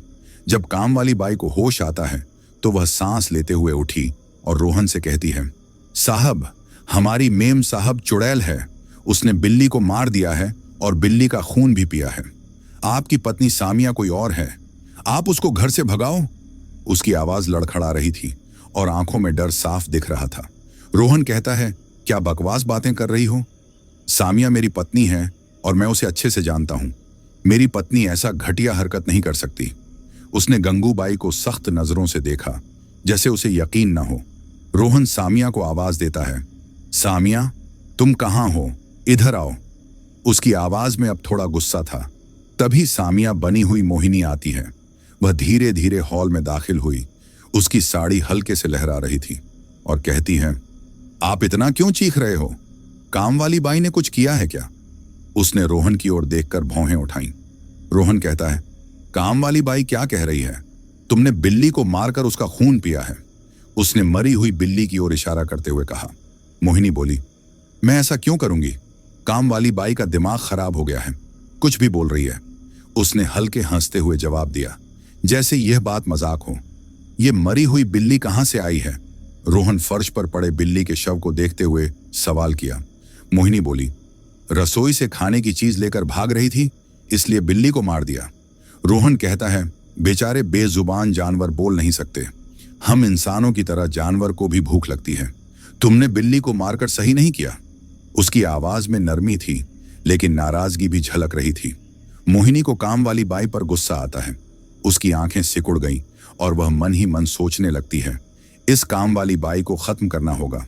कुछ दिन के बाद काम वाली बाई रसोई में काम कर रही थी, तभी मोहिनी आती है। मोहिनी का डरावना चेहरा देखकर काम वाली बाई डर के मारे कांपने लगती है और कहती है, मेम साहेब, आपको क्या हो गया है? आपका चेहरा बदल कैसे गया है? मोहिनी जोर जोर से हंसने लगती है और कहती है, मैं सामिया नहीं, मोहिनी हूं। तुमने रोहन को मेरे खिलाफ भड़काया था, अब तुम मुझसे बचकर कहां जाओगी? काम वाली बाई कहती है, मेम साहेब, मुझे माफ कर दो, मुझे जाने दो। मैं आपके बारे में किसी से कुछ भी नहीं कहूंगी। मैं तुम्हें एक ही शर्त पर माफ करूंगी। आज से तुम मेरी गुलाम बनोगी। जो मैं कहूंगी वही करोगी, नहीं तो मैं तुम्हें मार दूंगी। काम वाली बाई कहती है, ठीक है मेम साहेब, मैं आपका काम करने के लिए तैयार हूं। मुझे क्या करना होगा वक्त आने पर बता दूंगी। अब जाओ, मेरे लिए शराब की बोतल ले आओ। आज मैं मोहब्बत का जाम पीना चाहती हूँ। मोहिनी शराब पीकर पूरी तरह टल्ली हो जाती है और नाचने लगती है। तभी रोहन आ जाता है। पत्नी को शराब पीकर नाचते देख रोहन गुस्से से भर जाता है और कहता है, सामिया, ये सब क्या हरकत है? तुमने शराब पी है? क्या हो गया तुम्हें? जब से तुम उस बंद दरवाजे वाले कमरे से आई हो, तब से तुम अजीब अजीब हरकतें करने लगी हो।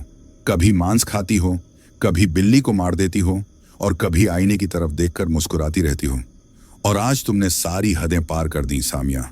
आज तुमने शराब पी है।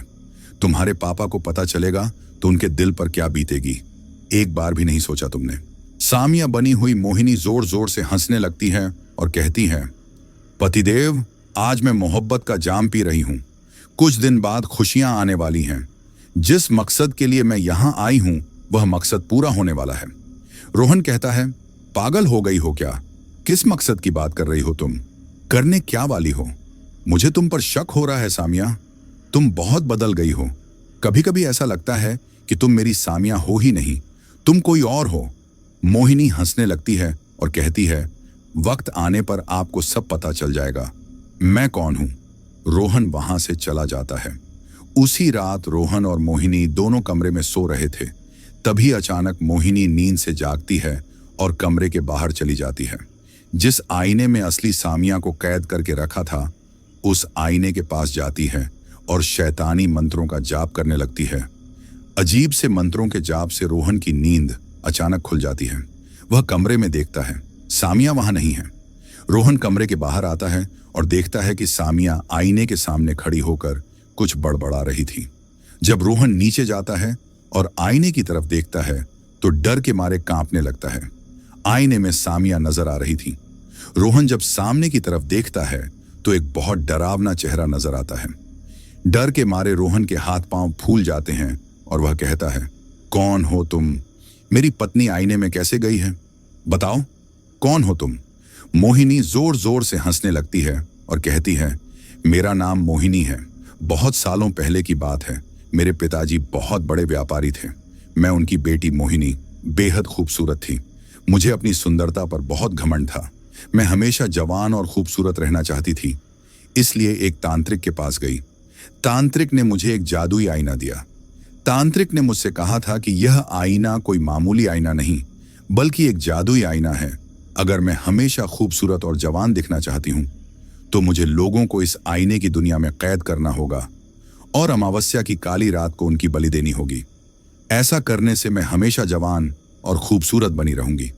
लेकिन सावधान, अगर कोई भी पुरुष इस मंत्र का जाप करेगा तो मैं खुद आईने की दुनिया में कैद हो जाऊंगी।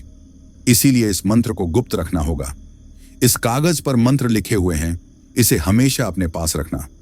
उसी दिन से मैंने लोगों को आईने की दुनिया में कैद करना शुरू कर दिया और अमावस्या की काली रात को उनकी बलि दे देती थी। मुझे उस आईने से शक्तियां मिलने लगी। एक दिन मेरे पिता को यह बात पता चल गई। उन्होंने उसी तांत्रिक को बुलाया जिसने मुझे यह आईना दिया था। तांत्रिक को मारने की धमकी देकर मेरे पिता ने उससे सारी बातें जान ली। फिर मेरे पिता ने उस मंत्र का जाप कर मुझे हमेशा के लिए आईने की दुनिया में कैद कर दिया। बहुत सालों बाद जब तुम्हारी पत्नी मेरे कमरे में आई थी, तब मैंने उसकी जगह लेने का फैसला किया। इसलिए मैंने सामिया को आईने की दुनिया में कैद कर दिया। अमावस्या की काली रात में उसकी बलि देकर मैं और भी शक्तिशाली बन जाऊंगी। तब मैं इस दुनिया पर राज करूंगी। रोहन घबराकर कहता है, मेरी पत्नी को आईने की दुनिया से आजाद कर दो। तुम जैसा कहोगी मैं वैसा ही करने के लिए तैयार हूं। मोहिनी जोर जोर से हंसने लगती है और कहती है, अब तुम अपनी पत्नी को कभी बचा नहीं पाओगे। 2 दिन बाद अमावस्या की काली रात है। उसी रात मैं तुम्हारी पत्नी की बलि दूंगी और हमेशा के लिए जवान और खूबसूरत हो जाऊंगी। इतना कहकर मोहिनी आईने में चली जाती है। रोहन बस देखता ही रह जाता है। उसे कुछ समझ नहीं आता कि वह क्या करे, अपनी पत्नी को कैसे बचाए। उसी समय रोहन सामिया के पिता को फोन करता है। सामिया के पिता फोन उठाते हैं और कहते हैं, हेलो रोहन बेटा, इतने दिनों बाद फोन किया। मैं कितने दिनों से तुम्हारे घर का नंबर लगा रहा था, लेकिन वह बिजी आ रहा था। सुनो बेटा, मैं तुम्हें एक जरूरी बात बताना चाहता हूं। तभी रोहन कहता है, पापा, मैं बहुत बड़ी मुसीबत में हूं। आपने कैसा घर गिफ्ट में दिया है? यह घर भूतिया है। सामिया के पिता बोले, जब मैं इस हवेली नुमा मकान को खरीदने गया था तो मैंने देखा कि एक दरवाजे पर ताला लगा हुआ था। उस समय मैंने सामिया से साफ कह दिया था कि वह उस दरवाजे को न खोले, लेकिन हमें इस बारे में कोई जानकारी नहीं थी, न ही हमने कभी सोचा था कि यह घर भूतिया हो सकता है। लेकिन कुछ दिन पहले मुझे यह बात पता चली कि वह घर श्रापित है। एक एक्सीडेंट में उस घर के मालिक की मृत्यु हो गई थी। मरने से पहले वह एक खत छोड़कर गया था। जब मैंने वह खत पढ़ा तो मेरे पैरों तले जमीन खिसक गई थी। उस खत में लिखा था कि वह हवेली श्रापित है। मोहिनी की आत्मा आईने में कैद है। जो भी उस बंद दरवाजे को खोलेगा, मोहिनी की आत्मा उसे आईने में कैद कर लेगी। रोहन रोते हुए कहता है, पिताजी, आपने ये बात पहले बताई होती तो आज मेरी पत्नी मेरे साथ होती। सामिया के पिता बोले, क्या हुआ मेरी बेटी को?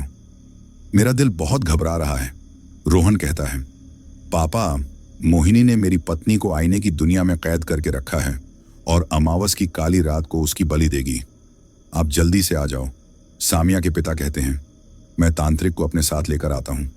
अब तांत्रिक ही उस शैतान का सामना करेगा। मैं आ रहा हूं बेटा, तुम हिम्मत मत हारो। मेरी बेटी आईने की दुनिया से सही सलामत जल्दी वापस आ जाएगी। ठीक है पापा, आप जल्दी आइए, मैं आपका इंतजार कर रहा हूं। सामिया के पिता तांत्रिक बाबा को लेकर आते हैं।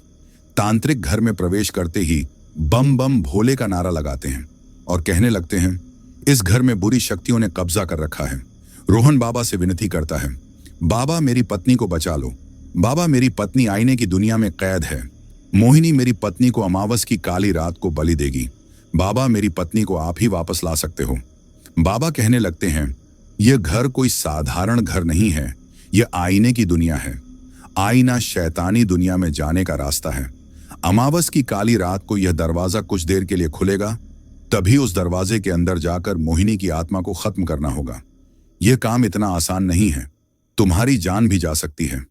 रोहन कहता है, मैं मौत से नहीं डरता बाबा, मुझे मेरी पत्नी को मौत की दुनिया से बचाकर लाना है। बाबा, आप मुझे रास्ता दिखाइए, शैतान को मारने के लिए मुझे क्या करना होगा? बाबा रोहन से कहते हैं, मोहिनी की आत्मा बहुत शक्तिशाली है, उसने बहुत मासूम लोगों को आईने की दुनिया में बंदी बनाकर बलि दी है, इसीलिए उसके पास बहुत सारी शैतानी शक्तियां हैं। उस शैतान को काबू करने के लिए एक मंत्र भी है, पर वह मंत्र मुझे पता नहीं है, इसीलिए शैतान को मारने के लिए हमें कोई दूसरा तरीका अपनाना होगा। रोहन कहता है, कौन सा दूसरा तरीका बाबा? बाबा ने कहा, भगवान की शक्ति से उस शैतान का अंत होगा। मेरे पास भोलेनाथ की त्रिशूल है, उस त्रिशूल से उस शैतान के सीने के बीचों बीच वार करना होगा। भोलेनाथ की शक्तियां उस शैतान को जलाकर भस्म कर देंगी। मेरी पत्नी को आईने की दुनिया से कैसे बाहर लाऊंगा बाबा? रोहन ने कहा। बाबा बोले, माता रानी का सिंदूर और लाल चुनरी से तुम्हें अपनी पत्नी का श्रृंगार करना होगा। जब तुम अपनी पत्नी की मांग में माता रानी का सिंदूर और लाल चुनरी चढ़ा दोगे, तब तुम्हारी पत्नी के साथ तुम भी जादुई आईने की दुनिया से बाहर आ जाओगे। माता रानी तुम दोनों की रक्षा करेंगी। शैतान का सामना करने के लिए तुम्हारे पास भोलेनाथ का त्रिशूल और माता रानी का सिंदूर है। तुम्हें अब उस शैतान से डरने की कोई जरूरत नहीं है। 2 दिन के बाद अमावस की काली रात आएगी। उस रात शैतान की शक्तियां 2 गुना बढ़ जाती हैं। तुम्हें उसी रात को आईने की दुनिया में जाना होगा। शैतान को खत्म करने के बाद सुबह के 4 बजे से पहले तुम्हें आईने की दुनिया से बाहर आना होगा। अगर तुमने आने में देरी कर दी तो तुम भी हमेशा के लिए उस जादुई आईने में कैद हो जाओगे। इसलिए जो भी करना है सावधानी से करना होगा। मैं इस घर में बहुत बड़ा हवन करूंगा। हवन करने से काली शक्तियां कमजोर होने लगेंगी, तभी तुम्हें उस पर वार करना होगा। रोहन ने कहा, ठीक है बाबा, आप जैसा करने के लिए कहेंगे मैं वैसा ही करूंगा। मैं पूरी सावधानी से अंदर जाऊंगा और शैतान को खत्म करूंगा। पर मैं उस शैतान को कैसे पहचानूंगा? अगर उस शैतान ने मेरी बीवी का रूप ले रखा होगा तो मैं शैतान को मार ही नहीं पाऊंगा। बाबा बोले, मोहिनी की आत्मा को अपने चेहरे से बहुत प्यार है। मैं तुम्हें एक काला रंग देता हूं। जब मोहिनी तुम्हारी बीवी का रूप लेकर तुम्हारे पास आएगी तो ये रंग तुम उसके चेहरे पर लगा देना। अगर वह शैतान होगी तो अपने असली चेहरे में वापस आ जाएगी और तुम पर हमला करने की कोशिश करेगी। तभी तुम त्रिशूल से वार कर देना। शैतान जब तक खत्म नहीं हो जाता तब तक मैं इसी घर में रहूंगा। मैं आपके रहने का इंतजाम कर देता हूं। आप मेरे कमरे में रहना और पापा आप हॉल में सो जाना। जब तक मेरी पत्नी आईने की दुनिया से वापस नहीं आ जाती तब तक मैं नहीं सोऊंगा। रोहन सारी रात जागकर गुजार देता है। 2 दिन बाद अमावस की काली रात आती है। बाबा रोहन से कहते हैं, आज अमावस की काली रात है। आज रात 12 बजे आईने का रहस्यमय दरवाजा खुल जाएगा। तुम्हें तभी उस आईने में प्रवेश करना होगा। याद रखना, सुबह के 4 बजे से पहले तुम्हें आईने की दुनिया से वापस आना होगा, नहीं तो हमेशा के लिए आईने में कैद हो जाओगे। रोहन बाबा से कहते हैं, आप चिंता मत करिए बाबा, मेरे साथ भोलेनाथ का त्रिशूल और माता रानी का आशीर्वाद है। वह शैतान मेरा कुछ बिगाड़ नहीं सकता। बाबा रोहन से कहते हैं, आईने की दुनिया में प्रवेश करने के बाद तुम अंधेरी गुफा में चले जाओगे। तुम्हें चलते रहना है, रुकना नहीं है। रास्ते में तुम्हें बहुत मुश्किल हालातों का सामना करना होगा। तुम लोगों की मदद करने के लिए मैं हवन करूंगा। मोहिनी जहां रहती है वह शैतान की काली दुनिया है, जहां पर भूत प्रेत चुड़ैल पिशाच रहते हैं। तुम्हें उन सब का सामना करके आगे बढ़ना होगा। अंत में तुम्हें एक बहुत बड़ा आईना दिखाई देगा। तुम उस आईने पर त्रिशूल से वार करना। जब वह आईना टूट जाएगा तुम्हारी पत्नी आईने से आजाद हो जाएंगी। तब तुम पत्नी के सिर पर लाल चुनरी और मांग में लाल सिंदूर भर देना। तुम लोग आईने की दुनिया से आजाद हो जाओगे। ज्यादा देर मत करो, जल्दी जाओ, 12 बजने वाले हैं। जाओ, आईने में प्रवेश करो। घड़ी में जब 12 बजता है आईने की दुनिया का दरवाजा अपने आप खुल जाता है। रोहन भोलेनाथ का त्रिशूल लेकर आईने के अंदर चला जाता है। आईने की दुनिया का रास्ता बहुत अंधेरा होता है। रोहन चलते चलते एक अंधेरे जंगल में पहुंच जाता है। उस जंगल में जंगली जानवरों की आवाजें आ रही थीं, लेकिन रोहन बिना डरे आगे बढ़ता रहता है। कुछ दूर जाने के बाद उसे एक कब्रिस्तान मिलता है जहां मुर्दों को दफनाया जाता है। जैसे ही रोहन कब्रिस्तान पहुंचता है उसे बहुत बड़ी मुश्किल हालातों का सामना करना पड़ता है। मुर्दे जमीन से बाहर आने लगते हैं। रोहन उन्हें देखकर घबरा जाता है, लेकिन हिम्मत जुटाते हुए खुद को संभालता है और भोलेनाथ के त्रिशूल से उन पर वार कर देता है। त्रिशूल के स्पर्श से सारे मुर्दे मिट्टी में मिल जाते हैं। रोहन आगे बढ़ता है, लेकिन कुछ दूर जाने के बाद जंगली कुत्ते उसका पीछा करने लगते हैं। जैसे ही रोहन त्रिशूल से उन पर वार करने के लिए आगे बढ़ता है, कुत्ते अचानक गायब हो जाते हैं। अब रोहन और गहरे जंगल में प्रवेश करता है, जहां उसे एक पुराना खंडहर दिखाई देता है। वह खंडहर असल में एक पुरानी हवेली थी। ये हवेली रानी मोहिनी की थी। रोहन जैसे ही हवेली की ओर बढ़ता है, उसे एक बंद दरवाजा दिखाई देता है। उसे समझ नहीं आता कि दरवाजे को कैसे खोले। तभी उसे याद आता है कि उसके पास त्रिशूल है। वह त्रिशूल से दरवाजे पर वार करता है और दरवाजा टूट जाता है। जैसे ही रोहन हवेली के अंदर प्रवेश करता है, अंदर का नजारा बेहद डरावना होता है। हवेली के चारों तरफ भूत और चुड़ैल पहरा दे रहे होते हैं। जैसे ही वे रोहन को देखते हैं, वे उस पर हमला कर देते हैं। रोहन त्रिशूल से भूत और चुड़ैल को खत्म करता है। फिर वह हवेली के अंदर चला जाता है। जाते जाते उसे घुंघरू की आवाज सुनाई देने लगती है। रोहन घुंघरू की आवाज का पीछा करते करते एक बंद दरवाजे के पास पहुंच जाता है। दरवाजे पर बहुत बड़ा ताला लगा हुआ होता है। तभी रोहन को किसी के रोने की आवाज सुनाई देने लगती है। वह ध्यान लगाकर उस आवाज को सुनता है और उसे एहसास होता है कि यह आवाज कुछ जानी पहचानी है। तभी रोने की आवाज तेज होने लगती है। रोहन कहता है, यह तो मेरी सामिया के रोने की आवाज है। रोहन अपना त्रिशूल निकालता है और दरवाजे को तोड़ देता है। जैसे ही वह दरवाजे के अंदर प्रवेश करता है, देखता है कि सामिया रो रही थी। रोहन दौड़ता हुआ उसके पास जाता है और उसे प्यार से गले लगा लेता है। रोहन कहता है, मेरी प्यारी सामिया, तुम मुझे छोड़कर कहां चली गई थी? मैंने तुम्हें कितना याद किया। सामिया, कुछ तो बोलो। लेकिन सामिया कुछ भी नहीं बोलती। तभी रोहन को याद आता है कि यह कोई बहुरूपिया हो सकता है, जो उसकी पत्नी का रूप लेकर आया है। उसे बाबा की दी हुई काली राख याद आती है। वह अपने हाथों में राख मलता है और जैसे ही सामिया के करीब जाने की कोशिश करता है, सामिया अचानक मोहिनी बन जाती है और जोर जोर से हंसने लगती है। मोहिनी रोहन से कहती है, तुम्हारी पत्नी सामिया को आज बलि दूंगी। तुम कभी नहीं जान पाओगे कि तुम्हारी पत्नी कहाँ है। इतना कहकर मोहिनी वहां से चली जाती है। रोहन वहां से दूसरे कमरे में चला जाता है और देखता है कि उस कमरे की दीवारों में सिर्फ आईने ही आईने लगे हुए थे। रोहन उन आईनों के पास जाता है और अपनी पत्नी सामिया को तलाश करने लगता है, लेकिन सभी आईने एक जैसे दिख रहे थे। रोहन जोर से आवाज लगाता है, सामिया, तुम कहाँ हो?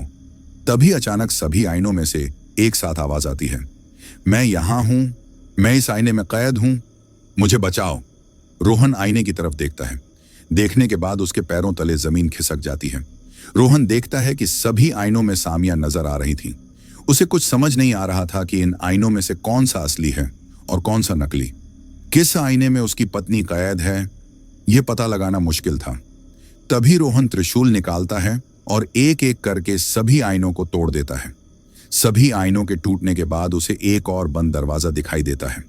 रोहन दरवाजे को तोड़कर अंदर चला जाता है और देखता है कि मोहिनी तांत्रिक हवन कर रही थी।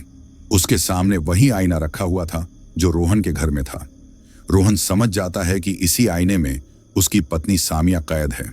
वह जोर से चिल्लाकर कहता है, मेरी पत्नी को इस आईने की दुनिया से आजाद कर दो, वरना मैं तुम्हें मृत्युलोक पहुंचा दूंगा। मोहिनी हंसती है और कहती है, एक साधारण इंसान होकर मुझसे मुकाबला करने आए हो। मैं काली दुनिया की रानी हूं।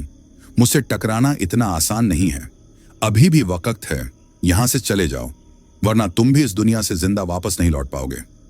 रोहन कहता है, तुम काली दुनिया की रानी हो सकती हो, लेकिन महाकाल की शक्ति के आगे तुम्हारी ताकत कुछ भी नहीं है। मैं महाकाल का त्रिशूल अपने साथ लेकर आया हूं। तुम मुझे एक कमजोर इंसान समझने की भूल मत करना। मेरे साथ स्वयं महाकाल हैं। यह सुनकर मोहिनी को बहुत गुस्सा आता है।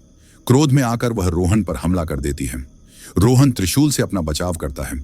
तभी मोहिनी अपनी काली शक्तियों का इस्तेमाल करके वहां बहुत सारी चुड़ैलों को बुला लेती है।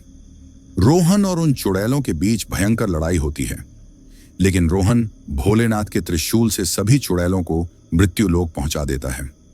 मोहिनी वहां से भागने की कोशिश करती है, लेकिन रोहन त्रिशूल से उसके सीने में वार कर देता है।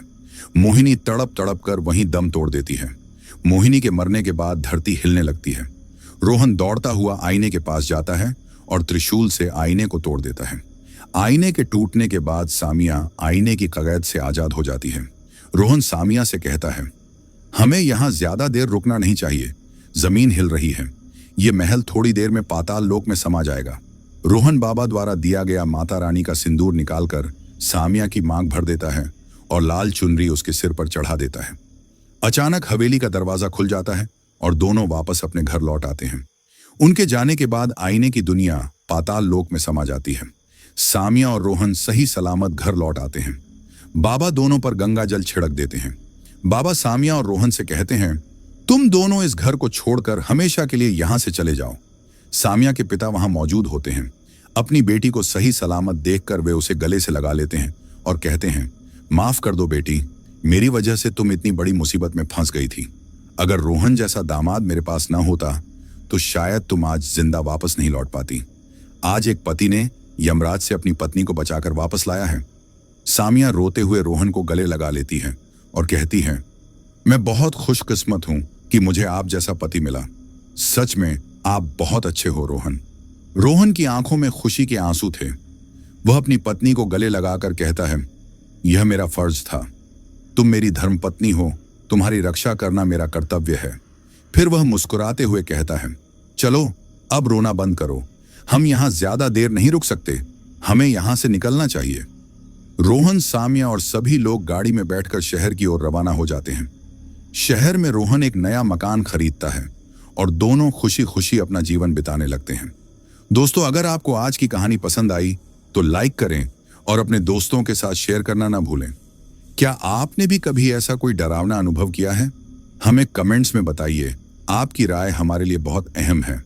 अगर आप ऐसी ही और खौफनाक कहानियां सुनना चाहते हैं तो अभी सब्सक्राइब करें और बेल आइकन दबाएं ताकि अगली कहानी की डरावनी घंटी सबसे पहले आपके पास बजे। तो मिलते हैं अगली कहानी में। लेकिन याद रहे, अंधेरे में अकेले मत जाना, हो सकता है कोई तुम्हें देख रहा हो।